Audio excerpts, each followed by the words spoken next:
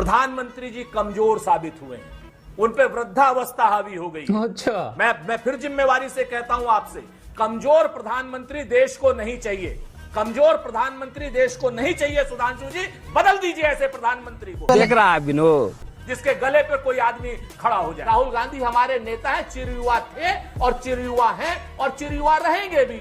आप वृद्ध बुद्धि कह रहे हैं, तो खड़गे जी की आयु क्या है? वो तो मोदी जी से भी 12 साल बड़े हैं। तो आपका क्या विचार है उसके बारे में? और सोनिया जी की आयु मोदी जी से अधिक है। नमस्कार दोस्तों, जय श्री राम। कैसे हैं आप सब? आज की जो डिबेट मैं आपको दिखा रहा हूँ ये बड़ी ही मज़ेदार है। ये हुई है बीजेपी प्रवक्ता सुधांशु त्रिवेदी जी वर्सेस सुरेंद्र राजपूत फ्रॉम कांग्रेस। सुरेंद्र राजपूत बोलते हैं कि जो प्रधानमंत्री हैं मोदी, वो बूढ़े हो गए हैं, अब वो किसी लायक नहीं रहे हैं, उन्हें काम करना बंद कर देना चाहिए, उन्हें रिटायरमेंट दे देनी चाहिए, अब किसी और को भी मौका दे दो क्योंकि वो बुढ़िया गए हैं। तो इस बात का जवाब देते हुए सुधांशु त्रिवेदी जी ने इनके धागे ही खोल दिए, क्योंकि मोदी से बड़ी सोनिया गांधी भी हैं और मोदी से बड़े खड़गे भी हैं। तो क्या कुछ हुआ इस डिबेट के अंदर, आइए चलिए देखते हैं। मेरा पहला सवाल सुधांशु त्रिवेदी जी आपसे यही है कि विपक्ष ये कहता है कि आप उनकी आवाज दबाते हैं, वो संविधान लेकर घूमते हैं, वो कहते हैं संविधान को आप लोग छिन्न भिन्न कर रहे हैं, उसकी आत्मा को चोटिल कर रहे हैं। इसीलिए विपक्ष और उनका यह भी कहना है कि मणिपुर के मुद्दे पर ही सबसे ज्यादा लोकसभा में नारेबाजी हो रही थी, आप मणिपुर वाले सांसद को बोलने देते। आपका जवाब? लगाओ भाई, करो। देखिए, कौन आवाज दबाता है ये कोई जाकर रिकॉर्डिंग देख ले। जब विपक्ष के नेताओं ने बोला, राहुल गांधी जी ने बोला या राज्यसभा में खड़गे जी ने बोला, सत्ता पक्ष ने उनकी बात पूरी तरीके से शांति से सुनी, और जब प्रधानमंत्री जी ने बोला तो पूरे टाइम नारेबाजी होती रही। बहुत साफ है किसने आवाज दबाने का प्रयास किया। और मैं पूछना चाहता हूं, 135 मिनट तक, जब 1 घंटा 40 मिनट आपने बताया प्रधानमंत्री जी 2 घंटा 14 मिनट तक बोले, तो उस समय लगातार मणिपुर होता रहा। हमारे जो विद्वान प्रवक्ता बैठे हैं, जरा बता दें, 2 घंटा 14 मिनट तो छोड़िए, 14 मिनट भी बोला किसी ने मणिपुर पे? बताइए। नारेबाजी मणिपुर पे 2 घंटा 14 मिनट बोला, आधे घंटे नहीं। ये होता है राजनीति करना। जब आपको मौका मिला था आप उस विषय पे बोलते। कोई जाके डिजिटल डाटा का जमाना चेक कर ले, 10% नहीं 5% कुल मिला के नहीं बोला राष्ट्रपति के अभिभाषण में मणिपुर के मुद्दे के ऊपर विपक्ष के नेताओं ने। अरे भाई, आपने पूरी संसद का पिछला सत्र नहीं चलने दिया कि प्रधानमंत्री जवाब दें। तो जब अविश्वास प्रस्ताव पर प्रधानमंत्री जवाब दे रहे थे तो सुनना चाहिए था। यह दर्शाता है कि कोई सूरत बदलना मेरा मकसद नहीं है। मेरा मकसद है कि हर कदम पे हंगामा होना चाहिए। ठीक है, इसका जवाब वो देंगे। क्या उच्छृंखलता ज्यादा कांग्रेस पार्टी दिखाती है, ये उनका आरोप है, लेकिन एक प्रश्न भी है। और सुरेंद्र राजपूत जी, वो प्रश्न ये है कि 240 सांसदों वाली पार्टी को जनता ने अपने वोट से तय किया है कि वो 8 घंटे बोलेंगे, है ना? अब ऐसे में प्रधानमंत्री की ही आवाज को दबा देना ये कैसे सही हो सकता है? मतलब बैटिंग कीजिए आप लोग, 100 मिनट जब राहुल गांधी बोले तो उनकी आवाज सब तक गई, लेकिन जब प्रधानमंत्री बोलने लगे तो लगातार नारेबाजी। मतलब बैटिंग कीजिएगा, लेकिन जब फील्डिंग की बारी हो गई, राज्यसभा में जब वो बोलने लगे मणिपुर पर, तो वॉकआउट कर दिया। ये कैसे in the spirit of democracy हो सकता है? वो कहते हैं ना कि सुधांशु जी के लिए भी एक शेर है और उसमें हल्का सा हिस्सा आपके लिए भी।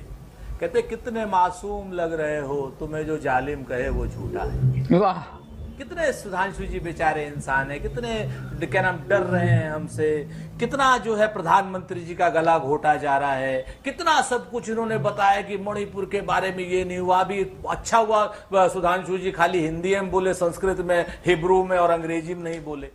अरे सुधांशु जी, मणिपुर के जिस सांसद को बोलना था उनको बोलने दिया आपने? नहीं बोलने दिया। क्यों आप इस ऐतिहासिक सत्यों के साथ और तथ्यों के साथ जो है छेड़छाड़ करते हैं? उचित नहीं है। आप जैसे विद्वान आदमी से 2-4 लोग तो भाजपा में हैं जिनको हम कह सकते हैं कि हाँ पढ़े लिखे हैं, वो भी लखनऊ से, लेकिन आपको तो फिर वही इतिहास के तथ्यों को डिस्टॉर्ट करना है। जिस बात को आप अपनी तरफ ले जाना चाहते हो, ये आपके लिए गर्व का विषय नहीं, ये आपके लिए शर्म का विषय है कि आपने मणिपुर के सांसद को नहीं बोलने दिया। और आज तक जैसे एक अच्छे क्या नाम चैनल पर आप बोल रहे हैं कि वहां पर इन लोगों ने कितना बोला कितना नहीं बोला, हमने एक आदमी को पूरा रखा था बोलने का, आपने बोलने नहीं दिया। ये आपके लिए शर्म का विषय है, नंबर 1। नंबर 2, जो प्रधानमंत्री जी कमजोर साबित हुए हैं, उन पे वृद्धावस्था हावी हो गई। अच्छा, मैं फिर जिम्मेवारी से कहता हूं आपसे कि इस तरीके के प्रयासों से जनता आपकी तरफ नहीं जाने वाली। जनता को अगर आपको अपनी तरफ करना है सुधांशु जी, तो 29 लाख पद जो केंद्र में खाली है उसको आप भरिए। अब ये लोग बताएंगे आपको कि जनता किसकी तरफ जाएगी और कैसे जाएगी, जो खुद जीरो लेकर बैठा। एक्सपीरियंस है ना यार इन्हें पुराना। हमारा बड़ा स्पष्ट आरोप है, कमजोर प्रधानमंत्री देश को नहीं चाहिए। कमजोर प्रधानमंत्री देश को नहीं चाहिए। सुधांशु जी, बदल दीजिए ऐसे प्रधानमंत्री को जिसके गले पे कोई आदमी खड़ा हो जाए। अब लगेगी सुधांशु जी इसकी जवाब दीजिए। देखिए, सुरेंद्र जी ने तथ्यात्मक जवाब देने के बजाय व्यक्तिगत टिप्पणियों से बात शुरू की और फिर प्रधानमंत्री जी के ऊपर व्यक्तिगत टिप्पणियों में चले गए। मैं बताना चाहता हूं, जिसे आप कमजोर प्रधानमंत्री कह रहे हैं, उसने वो इतिहास बनाया है जो भारत के इतिहास में आज तक नहीं बना। लगातार तीसरी बार उनके नेतृत्व में सरकार बन के आई है और ये वो नहीं है प्रधानमंत्री जो नेहरू जी का जब बराबरी की, जो जवाहरात के लाल नहीं थे, ये गुदड़ी के लाल थे जो प्लेटफॉर्म पे चाय लेके दौड़ते थे।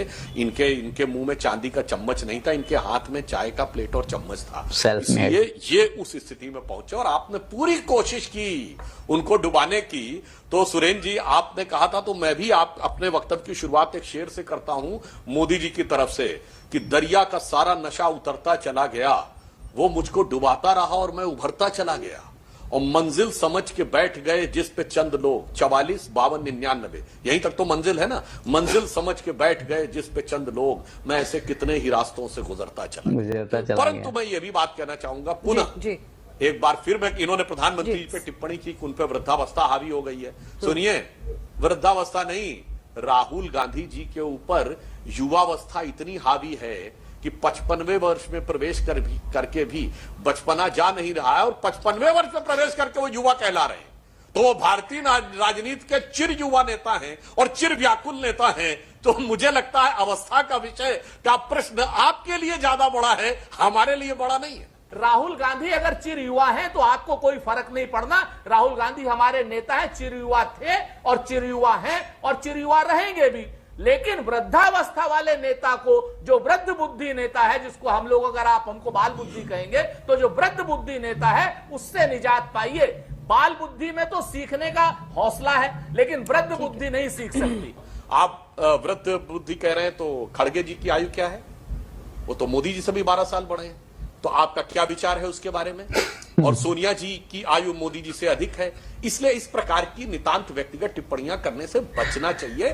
बड़े नेताओं के साथ सम्मान से बात करनी चाहिए। हमने तो सिर्फ ये बात कही, आप लोग युवा कहते हैं, तो देश का युवा जान सकता है कि 54 साल पूरा करके 55 में प्रवेश किया हुआ व्यक्ति युवा है या नहीं है, यह देश की जनता को तय करने दीजिए। आप युवा मानिए, उसमें कोई समस्या की बात नहीं है, आप युवा मान सकते हैं। और रही बात अहंकार की, तो भगवान की फोटोएं सदन के पटल पर यूं दिखाना और फिर यूं रख देना, फिर गुरु नानक देव की फोटो यूं दिखाना और फिर यूं रख देना, उस नेता के द्वारा जिसने ईश्वर के नाम की शपथ नहीं ली है, वो अहंकार नहीं है।